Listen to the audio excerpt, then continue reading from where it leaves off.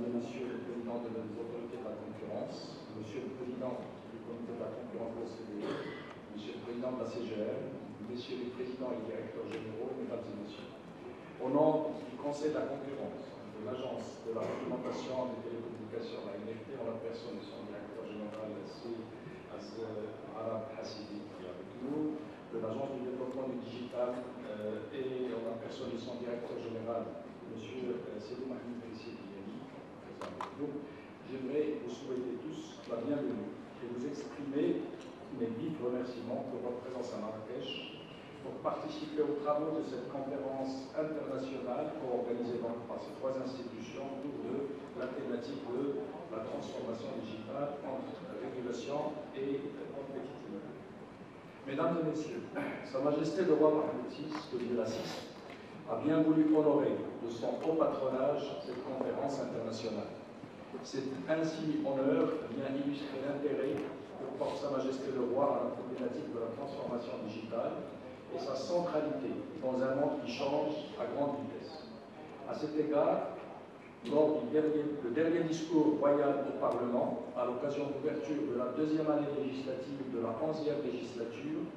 vient nous rappeler que la digitalisation des procédures, tout comme la consolidation des règles de concurrence loyale, constituent des conditions majeures pour l'attractivité de l'investissement productif,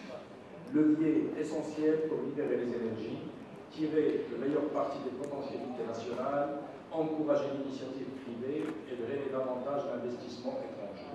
Permettez-moi à cette occasion, en votre nom à tous, d'exprimer avec fierté et gratitude notre reconnaissance pour les marques de profonde sollicitude de la haute bienveillance de Sa Majesté le Roi. Mesdames et messieurs, le nouveau modèle de développement a consacré une part importante de ses conclusions et recommandations à la question du numérique. À cet effet, il entrevoit le numérique comme véritable levier de changement et de développement auquel il convient d'accorder un intérêt particulier en la considérant comme catalyseur des transformations structurantes à fort impact. De ce fait, l'accélération de la transformation digitale est importante et cruciale afin d'entraîner les disruptions nécessaires dans les modes de production, dans les modalités d'accès aux services de base, dans l'accès à l'information et dans l'inclusion économique et financière des populations et des espaces géographiques. Pour que le potentiel transformationnel des technologies numériques soit pleinement mobilisé, le rapport sur le nouveau modèle de développement met le doigt sur l'importance de disposer d'une stratégie ambitieuse de transformation numérique, de mettre à niveau l'infrastructure et de l'étendre à l'ensemble du territoire national, de digitaliser l'administration, de former des compétences en ordre suffisant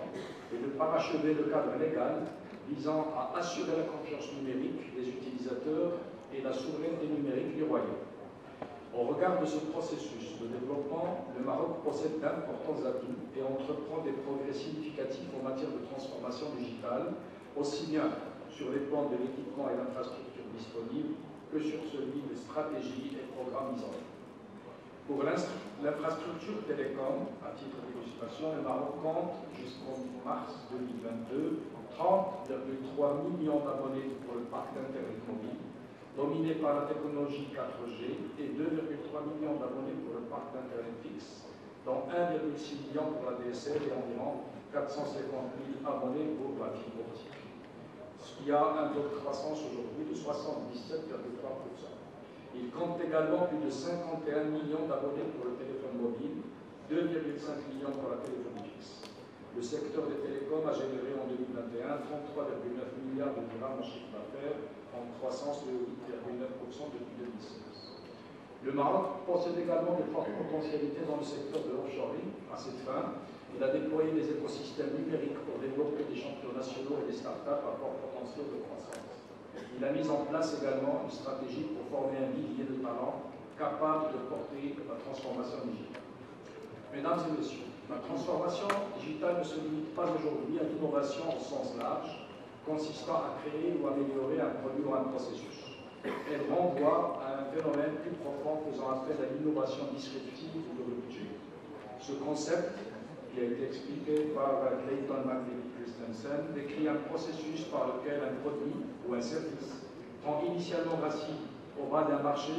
avec des fonctionnalités nouvelles et simples, puis s'améliore et gagne plus de par le marché qui devient tellement important sur le marché que les concurrents établis se voient obligés de s'adapter sous peine d'être évincés. Ce schéma complexe montre que la transformation digitale exerce un impact profond sur le fonctionnement des marchés, aussi bien du côté de l'offre que de la demande,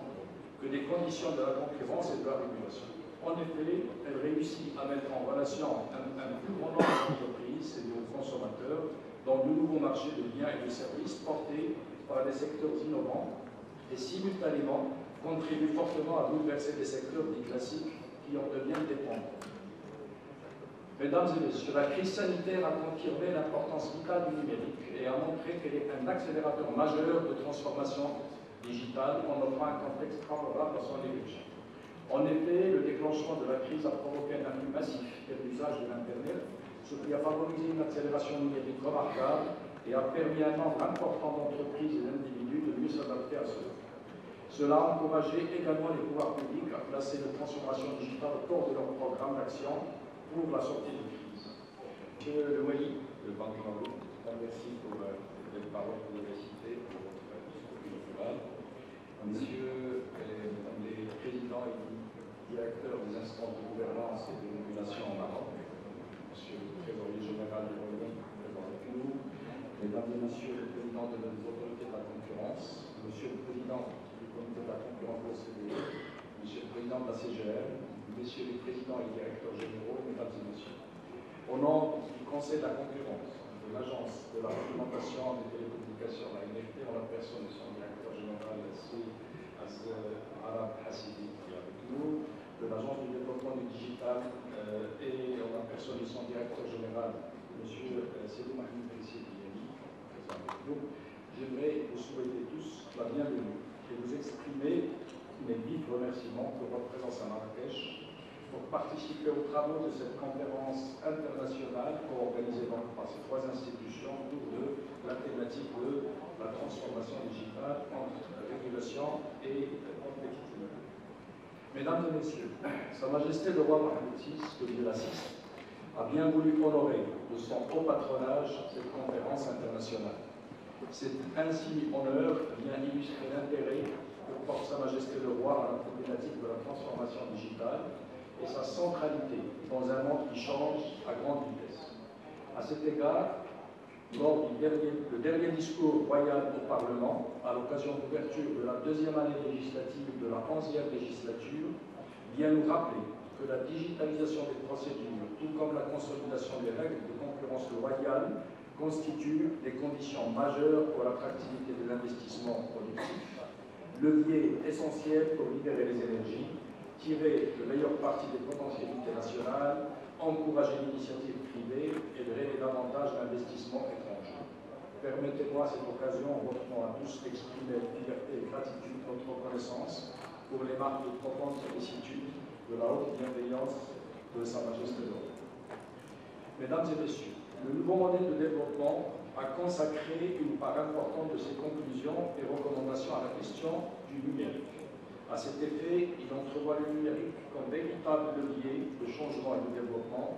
auquel il convient d'accorder un intérêt particulier en la considérant comme catalyseur des transformations structurantes à fort impact. De ce fait, l'accélération de la transformation digitale est importante et cruciale afin d'entraîner les disruptions nécessaires dans les modes de production, dans les modalités d'accès aux services de base, dans l'accès à l'information et dans l'inclusion économique et financière des populations et des espaces géographiques. Pour que le potentiel transformationnel des technologies numériques soit pleinement mobilisé, le rapport sur le nouveau modèle de développement met le doigt sur l'importance de disposer d'une stratégie ambitieuse de transformation numérique, de mettre à niveau l'infrastructure et de l'étendre à l'ensemble du territoire national, de digitaliser l'administration, de former des compétences en normes suffisantes et de parachever le cadre légal visant à assurer la confiance numérique des utilisateurs et la souveraineté numérique du Royaume. Au regard de ce processus de développement, le Maroc possède d'importants atouts et entreprend des progrès significatifs en matière de transformation digitale, aussi bien sur les plans de l'équipement et l'infrastructure disponible que sur celui des stratégies et programmes mis en œuvre. Pour l'infrastructure télécom, à titre d'illustration, le Maroc compte jusqu'en mars 2022 30,3 millions d'abonnés pour le parc d'Internet mobile, dominé par la technologie 4G, et 2,3 millions d'abonnés pour le parc d'Internet fixe, dont 1,6 million pour la DSL et environ 450 000 abonnés pour la fibre optique. Il y a un taux de croissance aujourd'hui de 77,3%. Il compte également plus de 51 millions d'abonnés pour le téléphone mobile, 2,5 millions pour la téléphonie fixe. Le secteur des télécoms a généré en 2021 33,9 milliards de dirhams en chiffre d'affaires, en croissance de 8,9% depuis 2016. Le Maroc possède également de fortes potentialités dans le secteur de l'offshoring. À cette fin, il a déployé des écosystèmes numériques pour développer des champions nationaux et des startups à fort potentiel de croissance. Il a mis en place également une stratégie pour former un vivier de talents capable de porter la transformation digitale. Mesdames et messieurs, la transformation digitale ne se limite pas aujourd'hui à l'innovation au sens large, consistant à créer ou améliorer un produit ou un processus. Elle renvoie à un phénomène plus profond faisant appel à l'innovation disruptive ou de rupture. Ce concept, qui a été expliqué par Clayton McVitie-Christensen, décrit un processus par lequel un produit ou un service prend initialement racine au bas d'un marché avec des fonctionnalités nouvelles et simples, puis s'améliore et gagne plus de part de marché, qui devient tellement important sur le marché que les concurrents établis se voient obligés de s'adapter sous peine d'être évincés. Ce schéma complexe montre que la transformation digitale exerce un impact profond sur le fonctionnement des marchés, aussi bien du côté de l'offre que de la demande, que des conditions de la concurrence et de la régulation. En effet, elle réussit à mettre en relation un plus grand nombre d'entreprises et de consommateurs dans de nouveaux marchés de biens et de services portés par des secteurs innovants et simultanément contribue fortement à bouleverser des secteurs dits classiques qui en deviennent dépendants. Mesdames et messieurs, la crise sanitaire a confirmé l'importance vitale du numérique et a montré qu'elle est un accélérateur majeur de transformation digitale en offrant un contexte favorable à son évolution. En effet, le déclenchement de la crise a provoqué un afflux massif de l'usage de l'Internet, ce qui a favorisé une accélération numérique remarquable et a permis à un nombre important d'entreprises et d'individus de mieux s'adapter à cela. Cela a encouragé également les pouvoirs publics à placer la transformation digitale au cœur de leur programme d'action pour la sortie de crise. En parallèle, avec l'ensemble des répercussions positives de la transformation digitale, nous sommes confrontés à des défis majeurs avec des implications fondamentales sur la concurrence, du fait que les marchés numériques disposent de caractéristiques différentes des marchés traditionnels. En effet, la transformation digitale introduit sur les marchés de nouveaux modèles d'affaires portés par de puissants effets de réseau et par l'exploitation de données à grande échelle. Cette dynamique s'est davantage accentuée avec l'accélération de l'intégration de l'intelligence artificielle dans notre quotidien à travers les algorithmes qui gèrent les machines et les processus organisationnels. Toutefois, même avec les changements bénéfiques que procure l'intelligence artificielle, des problématiques importantes se manifestent ayant trait à sa viabilité en termes de confidentialité, d'explicabilité des technologies, c'est-à-dire la capacité de rendre compréhensibles les éléments pris en compte pour produire un résultat, et aussi la responsabilité éthique des acteurs. Aujourd'hui, il est légitime de s'interroger jusqu'à quel point nous pourrions laisser les algorithmes conduire nos vies. Parallèlement, il a été constaté que du fait du rendement croissant suscité par les fonctions de production, la transformation digitale tend à favoriser naturellement la concentration des marchés. Ainsi, les marchés numériques apparaissent dans une situation monopolistique ou oligopolistique et contribuent à la formation de positions dominantes qui raflent quasiment tous les profits du marché. The winner takes all. D'autant plus qu'avec la transformation digitale, les barrières à l'entrée de plusieurs marchés s'abolissent plus aisément pour permettre l'éclosion de nouvelles opportunités, rendant ainsi les marchés fortement contestables. Ainsi, les réglementations se trouvent fortement interpellées, notamment par rapport à l'équité dans l'application des conditions juridiques en matière d'exercice de certaines professions et d'application des régimes fiscaux, puis par rapport à l'adéquation des règles juridiques avec les contraintes liées à la propriété du capital et aux obligations comportementales des entreprises. Par ailleurs, la transformation digitale bouscule l'avenir de l'emploi et des professions en modifiant structurellement la typologie des métiers, sans oublier la remise en cause des méthodes classiques d'organisation du travail, ce qui lance de nouveaux défis au droit du travail et à la protection sociale. Elle soulève également des problématiques en rapport avec la portabilité des données et la sécurisation de leur production et l'utilisation, ce qui renvoie à la façon dont est abordée la propriété intellectuelle et la propriété des données. Un autre défi relevé par la transformation digitale a trait à la question de la neutralité du net et de la possibilité, en cas de dissymétrie de trafic, de faire payer pour l'usage du réseau, ainsi qu'à l'adaptabilité du cadre fiscal dédié à l'économie numérique, compte tenu de l'émancipation des activités sur le marché, ce qui engendre des distorsions fiscales importantes. Mesdames et messieurs, le monde aujourd'hui est contraint de se greffer sur le sentier de la transformation digitale et le Maroc ne fait pas exception. Plusieurs chantiers peuvent être ouverts pour permettre aux entreprises et aux consommateurs marocains d'exploiter pleinement les bienfaits de cette transformation. Le premier chantier a trait à l'amélioration d'infrastructures numériques qui doit bénéficier du même effort de développement de l'infrastructure physique.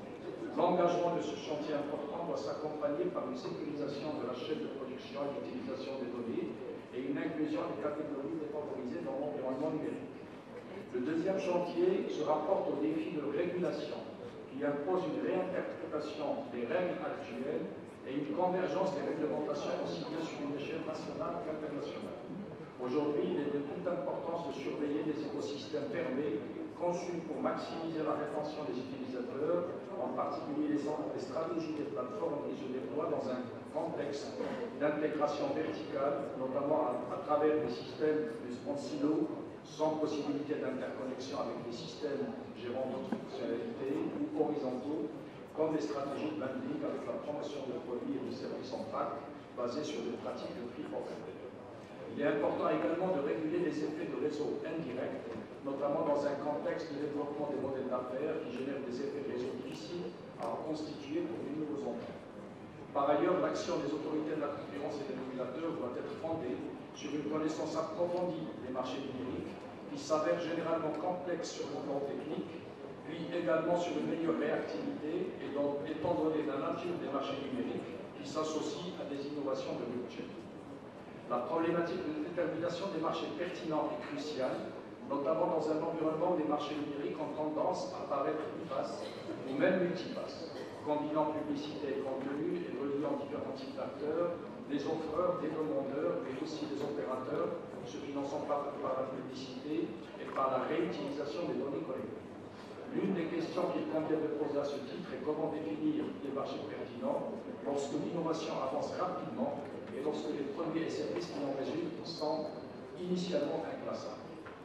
Un troisième chantier à ouvrir renvoie au modèle de politique de concurrence adapté pour mieux cadrer la transformation digitale, en particulier les orientations politiques permettant la transition numérique des filières non numérisées. Un quatrième chantier structurant à conduire est celui de la donnée personnelle, dont l'usage est d'une extrême sensibilité. Nous constatons aujourd'hui que la digitalisation a fait émerger des entreprises qui collectent les données des utilisateurs en contrepartie des services procurés de façon gratuite, ce qui leur permet de constituer un stock important qui revêt une haute importance, pouvant être exploité et commercialisé auprès des producteurs ou des prestataires de services publicitaires ou des institutions bancaires ou des compagnies d'assurance.